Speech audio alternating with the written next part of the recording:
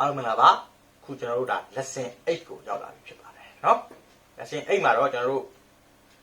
တစ်ချောင်းမထောက်တော့ဘူးဘယ်လက်ကနှစ်ချောင်းကိုတစ်ပြိုင်နဲ့စထောက်မယ်ဟိုခက်ခဲနေတဲ့အများကြီးမခိုင်းဘူး1 နဲ့ fight တာ1 နဲ့ fight တာဖြစ်တယ်ဒီဒိုနဲ့ဆိုနဲ့ပေါ့ဒိုရီမီဖာဆိုဒီနှစ်ခုထောက်တာပေါ့ဒိုနဲ့ဆိုနဲ့ကိုတစ်ပြိုင်နဲ့ဖိခြင်းပေါ့ပြီးတော့ရီနဲ့ဆိုနဲ့ကိုတစ်ပြိုင်နဲ့ဖိမယ်အဲ့တော့ဒိုနဲ့ဆိုနဲ့ထောက်ရီနဲ့ဆိုနဲ့ထောက်ဒီမှာတော့ဘယ်ဘက်လက်ကဒီထောက်တာတွေပါလာပြီးတော့ကျွန်တော်ထောက်တာကိုစတင်ရပြီပေါ့အဲ့တော့ကျွန်တော်ကဒီကော့တစ်ခုကဒီ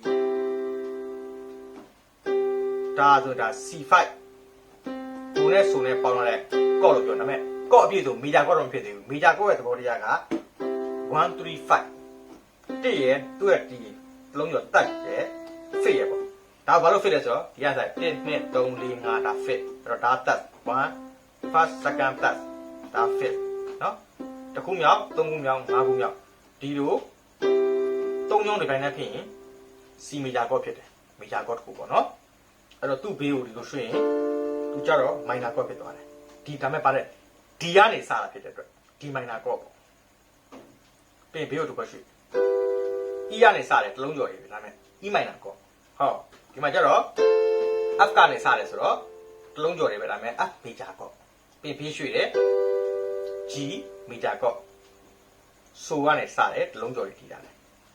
ကော့တွေကြောင့်မရှင်းပြသေးဘူးเนาะဒါကသဘောတရားသိအောင်ပြောနေတယ်နောက်ပိုင်းမှာဘာကြောင့်ဒီလိုနှိပ်လဲဆိုတော့ရှင်းပြမယ်လုံးကျော်လိုက်တယ်သူကျတော့ A minor chord ဖြစ်သွားတယ်သူ့တော့နောက်မှရှင်းပြမယ်သူက B diminished chord လို့ခေါ်တယ်ဒီကနေစတယ်နှုတ်တလုံးကျော်တာရင် B diminished chord ဖြစ်သွားတယ်အဲ့ဒါလေးခုချိန်မှာသွားပြီးတော့မရှုံးနဲ့ဘူးဘုဒ္ဓအနေနဲ့ဩဒါကဒီလိုပါလားဆိုတော့ပဲမှတ်လိုက်ကောင်းတယ်လည်းမထည့်နဲ့လေ့ကျင့်ခန်းတာဖိုင်အောင်ကြည့်မယ်เนาะအဲ့တော့135က C chord ဒါပေမဲ့ကျွန်တော်တို့ကဒီမှာ3ချောင်းနှိပ်တာကိုမတင်သေးဘူး2ချောင်းပဲတင်အောင်မယ်အဲ့တော့3ကိုဖြုတ်1 နဲ့ 5ပဲထောက်เนาะပြီးတော့ကျွန်တော်တို့2 နဲ့ 5ထောက်တယ်လို့ကျွန်တော်ခုနပြောပါတယ်ထောက်ရင်ပြောပါတယ်ဘာလို့ထောက်လဲဆိုတော့ဒါကိုကျွန်တော်က G chord အနေနဲ့လိုချင်တာဟာဆရာ G chord ဒါမဟုတ်ဘူးလားပေါ့ခုနဆရာပြောပါတယ်ဒီကနေစားရမယ်နှုတ်တစ်လုံးကျော်ရမယ်ဟုတ်တယ်เนาะသူပြောရတယ်အဲ့တော့1 နဲ့ 3 နဲ့ 5 နဲ့ C chord လို့ပြောတယ်ဒီလိုရီလာလိုက်ပြီဆိုရင်ဒီ5ကနေစပေါ့ G chord ဆိုရင် C D E F G 1 2 3 4 5 do re mi fa so ဒီကစမှာဒါပေမဲ့ဒီမှာကြည့်လိုက်ကျွန်တော်တို့5ရယ်7ရယ်2ရယ်ဟုတ်တယ်เนาะဒါ do ဒါ 3လေဒီကောင်ဖြုတ်လိုက်ပေါ့အဲ့ဒီကိုဒီကိုပို့တော့စေ G chord လေးကိုစကျင့်နေတယ်မှတ်လိုက်ဒါပေမဲ့ G chord ကြီးကိုမတီးသေးဘူး G chord ကိုကျင့်ဖို့အစပြုံးနေပြီအဲ့တော့ do နဲ့ဆိုနဲ့ထောက်မယ် C chord အနေနဲ့မှတ်ထား2နဲ့ 5နဲ့ဒီ re နဲ့ဆိုနဲ့ထောက်မယ် G chord အနေနဲ့မှတ်ထားမစွဲနေဘူးเนาะမှတ်ရုံလေးပဲမှတ်လိုက်အောင်နောက်ပိုင်းကျမှကျွန်တော်ဒီ chord အကြောင်းလေးကိုပြည့်စုံပြန်ပါ chord တွေရဲ့ကြီးကျယ်ခမ်းနားပုံအကြီးကြီးပုံเนาะကဲအဲ့တော့ဆိုရင်တော့ဒီတစ်ခုတီးမဲ့ဘယ်လက်ကလောက်ရမယ့်အလုပ်တွေကို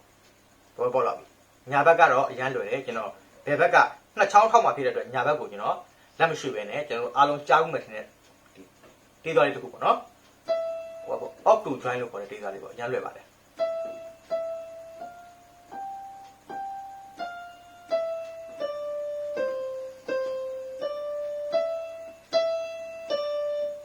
အကြည့်တာ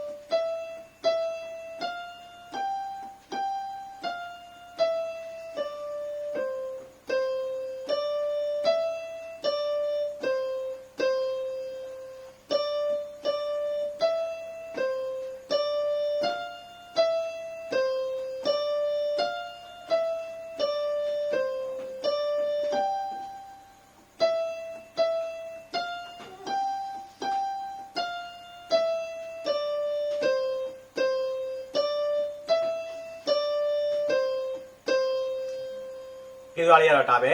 ကြားဘူးကျင်နဲ့ကြားဘူးမယ်မကြားဘူးတဲ့လူကတော့မကြားဘူးပေါ့ဒါပေမဲ့သူကနားထောင်လို့ကောင်းတယ်ပေါ့နော်ဒီကသူကေသွားလေးကအကျန်းပြေဖြစ်တယ်ဒါပေမဲ့လက်ကလည်းမရွှေ့သေးဘူးဘာကြောင့်လဲလုံးဝမရွှေ့ပါဘူးလေနော်အဲ့တော့ဒါလေးကဘယ်လက်ကနှစ်ချောင်းထောက်မှချိန်မှာဒါလေးကလုံးဝတီးတင်တာပေါ့နော်ကဲအဲ့တော့ညာဘက်လက်ကိုရှင်းပြဖို့လိုမှာပါနော်ကဲရှင်းပြလိုက်ပါအားလုံးညီညီမှတ်ပြတော့ 3 3 4 5ကွာတာတွေပဲ5 4 3 2ကွာတာတွေပဲ1 1 2 3ကွာတာတွေပဲ3 2 2တောက်ဆို3 2ကကွာတာနောက်လာမယ့်2က half တော့အဲ့တိုင်းပဲအောက်မှာမီဖာဆို3 3 4 5 5 4 3 2ကွာတာတွေပဲဒိုရေမီ1 1 2 3ကွာတာကြီးပဲ2 1 1 1 1 ရေဒိုကွာတာနောက်ဒိုက half note ပြီးတော့ရေမီဒိုကွာတာတွေပဲရေဖာမီဒိုကွာတာတွေပဲရေဖာမီရေကွာတာတွေပဲဒိုရေဆိုဒိုရေကွာတာဆို half note ရှင်းမှာရှင်းပြပြီးသားမလို့ဒီမှာတော့မြန်စံလေးသွားနေရနော်နောက်မှာခတ်မှလေးလာမှာမို့လို့ပြီးတော့ဒီအောက်ဆုံးအကြောင်းကကြတော့ဒုတိယအကြောင်းကိုပဲပြန်တီးရမှာဆိုတော့ရှင်းပြကြမရှိဘူးအဲ့တော့ကျွန်တော်တို့ညာဘက်လေးကိုပဲချွင်တောင်လေးနဲ့မှတ်မိအောင်အတူတူစပြီးမယ်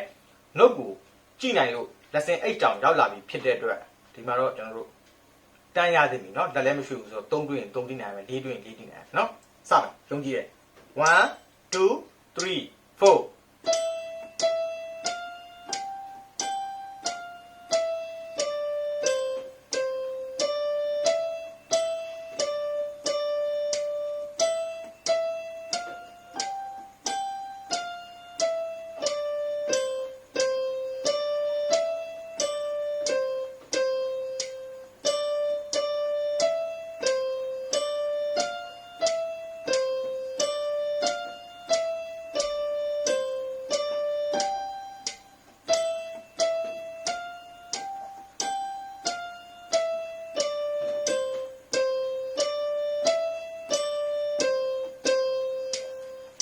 ဒီလိုကတော့တန်စင်လေးတွေကိုရှော့တင်တာလေးရှော့တာပေါ့နော်ဒီချို့ကောင်းလေးဖြစ်အောင်ကျွန်တော်လုပ်ထားပါတယ်ကဲအဲ့တော့ဘယ်တဲ့အကြောင်းစရှင်းပြီညာဘက်ကတော့အားလုံး easy ဖြစ်နေပြီ1 5ထောက်မယ်တဲ့မိဖာဆို1နဲ့5ကိုဒိုင်လို့ဖိမယ်ပြီးတော့ so far မိပြီဒုတိယပါ2နဲ့5အဲ့တော့ဒီမှာဒီနဲ့6အောင်မသုံးဘူးလက်သားလက်မထောက်လိုက်လက်တကျွဲလက်မထောက်လိုက်ပဲသွားမှာအဲ့တော့1 2 3 4 1 2 3 4ပြီးရင်ပြန်လာတယ်1 2 3 4 1နဲ့5ထောက်မယ်ပြီးတော့2နဲ့5ထောက်မယ်လေ့ကျင့်အရင်ဆုံး1 2 3 4 1 5ထောက်2 5ထောက်နာ1 5ထောက်နာ2 5ထောက်နာဘလူးကြီးကပြောရတာဟိုကဒါပေမဲ့အားလုံးနားလည်ဖို့ပေါ့နော်ပြောပြရမှာပဲ1နဲ့5ကိုထောက်တယ်2နဲ့5ကိုထောက်တယ်1နဲ့5ကိုထောက်တယ်2နဲ့5ကိုထောက်တယ်ဘာကိုအစပြောချင်နေရလဲ C ကောထောက်တယ် G ကောထောက်တယ် C ကောထောက်တယ် G ကောထောက်တယ်ဆိုတော့နေရာမျိုးကြီးတွားကျင်တာအောက်ကြောင်းဆက်မှ1နဲ့5ထောက်တယ်2နဲ့5ထောက်တယ်1နဲ့5ပြန်ထောက်တယ်အဲဒါပြီ2နဲ့5ကို half ထောက်မယ်1နဲ့5ကို half ထောက်မယ်အဲ့တော့1 2 3 4ဖြစ်သွားတာပေါ့1 2 3 4ဒါပဲအဲ့ဒါကျွန်တော်ချွတ်တောင်းနေကြည့်မယ်မရရင်ဘာမှမလုပ်နဲ့ဒီဘယ်လက်ကပိုင်အောင်ကျင့်ရမယ်ဒါမှ1 minute လွယ်မှာနော်1 2 3 4 2နဲ့5 1နဲ့5 2နဲ့5အောက်ဆင်းမယ်1နဲ့5 2နဲ့5 1နဲ့5 P P C 2 5 P 1 5 P ဒါပဲပြန်ကြည့်ပါတစ်ခေါက်1 2 3 4 1 5 P နာ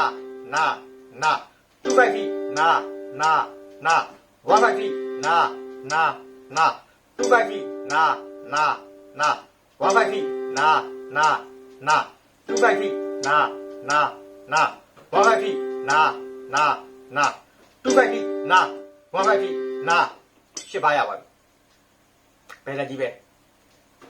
မရမချင်း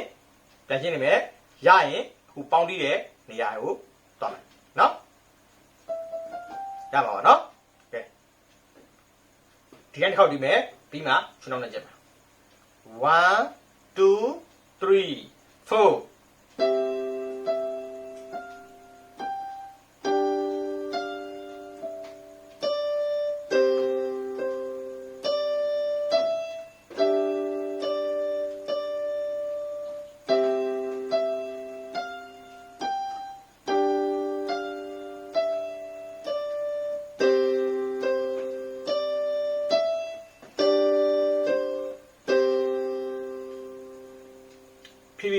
ရမှာဆိုလို့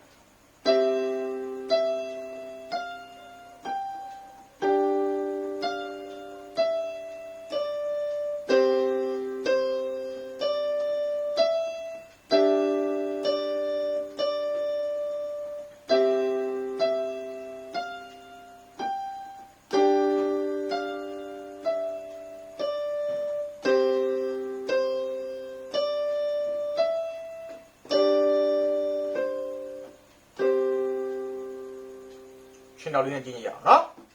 1 2 3 4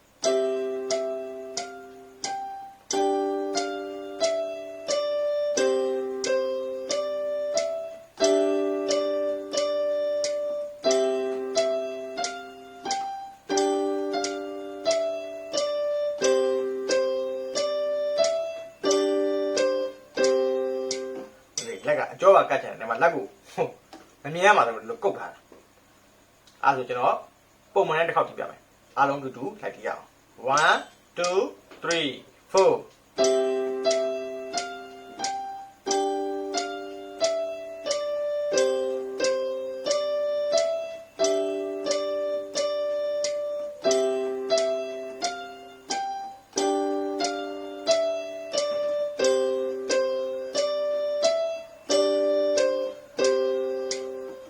ဒါဆိုရင်တော့ကြားတော့ပြီ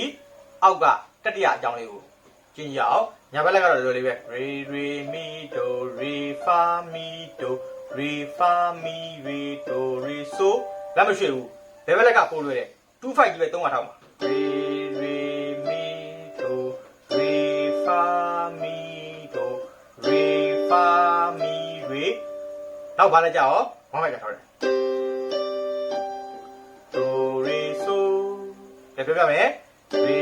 re mi do re fa mi do re fa mi re 1 5ထောက် re so ကြည့်မယ် re re mi do re fa mi do re fa mi re do re so ရပြီနော်အောက်ဆုံးကြောင်းကတော့ကျွန်တော်ရှင်းပြနေတာမရှိဘူးပေါ့အဲ့တော့ဒုတိယအကြောင်းကိုပြန်ပြီးပြဆိုတော့ဒါရှင်းပြရင်တစ်သက်ဗီဒီယိုရှေ့ပြီးတော့အချိန်ကုန်တာပဲဖတ်တယ်ပဲအဲ့၃ကြောင်းရနေအောက်ဆုံးကြောင်းကဒုတိယအကြောင်းကိုပြန်စာထုတ်ပြရအောင်ပဲတတိယအကြောင်းမှာရှင်းပြကြဘာမှမရှိဘူးเนาะဒီမှာ2 5ထောက်တာပဲเนาะ re re mi ကို2 5ထောက်သွားတယ် re fa mi ကိုလည်း2 5ပဲထောက်တယ် re fa mi re do re so 1 5ထောက်တယ်အဲ့တော့ဒီသတိထားမှာကfirst beat တွေမှာကြာမယ်လက်ကဘယ်လက်ကသူ့တန်ဖိုးကကိုနှုတ်တန်ဖိုးတီးစေချင်တာဖြစ်တဲ့ကိုလက်ကသွားပြီးတော့မကြွမိဘူးပဲလက်ချောင်းလေးကိုမှန်မှန်ကန်တီးမယ်အဲ့လိုရလာရင်ကိုယ့်ရဲ့စိတ်ကတမာတိကငြိမ်လာပြီးတော့ဒီနှုတ်နဲ့ဘယ်ညာကော့တီးနိုင်မယ်လို့ကျွန်တော်ယုံကြည်တယ်ကဲအဲ့ဆိုကျွန်တော်တို့အချောတစ်ခေါက်ချွန်တောက်လေးနဲ့ကြည့်အောင်နော်ရမှဒီ view နဲ့ဒီမှာတိုက်မယ်နော်မရရင်ကျင်းအောင်နော်1 2 3 4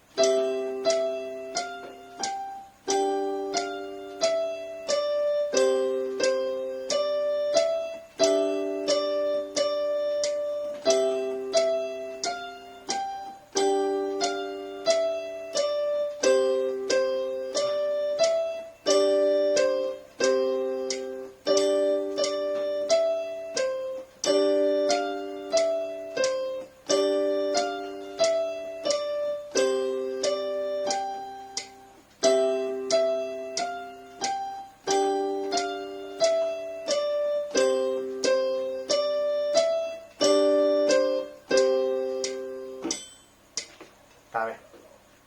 အားလုံး lesson 8ကိုကောင်းကောင်းကြော်ဖြတ်နိုင်မယ်လို့ယုံကြည်တယ် lesson 9ကတော့ခတ်မယ်နော်ကြိုးပြရတယ်အဲ့ဒီမှာကိုယ့်ရဲ့ဒီဇွဲပေါ့ဒီကိုတီးတက်ချင်စိတ်ဘယ်လောက်ရှိလဲစတင်ပြီးတော့စစ်ဆေးမဲ့အခက်အခဲလေးတစ်ခုစပါလာမယ်လို့မှတ်ပြီးတော့ lesson 8 lesson 9 lesson 9မှာပြန်တွေ့မယ်နော် lesson 8ကိုတန်ဖိုး90ပေါ့နော်90ပဲကျက်ပါပုံမှန်ပေါ့အဲ့တော့ဒါအရင်နှီးနေတဲ့အတွက်ကျင့်တဲ့လူကအရန်နှိမ့်နေတော့ချင်းကနှိမ့်ပူခတ်တာလေနော်နှိမ့်လေခတ်လေပဲအမရမှတ်တာအဲ့တော့အဲ့ကြောင့်ကျွန်တော်တန်ဖိုး90လောက်ကိုရွေးတာ90 80လောက်နဲ့ပြတယ်ဒါပေမဲ့အီပြီးတော့မှတ်ကရန်ခတ်ဒီစီးချက်ကြဖို့နှုတ်ကြည့်ဖို့ကဒီချိန်မှာနှုတ်ကိုဖတ်နိုင်ပြီးစီးချက်ကြဖို့ကအရန်ကြီးကြည့်တာပေါ့နော်ကဲ အစင်တိုင်းမှာတွေ့မယ်နော်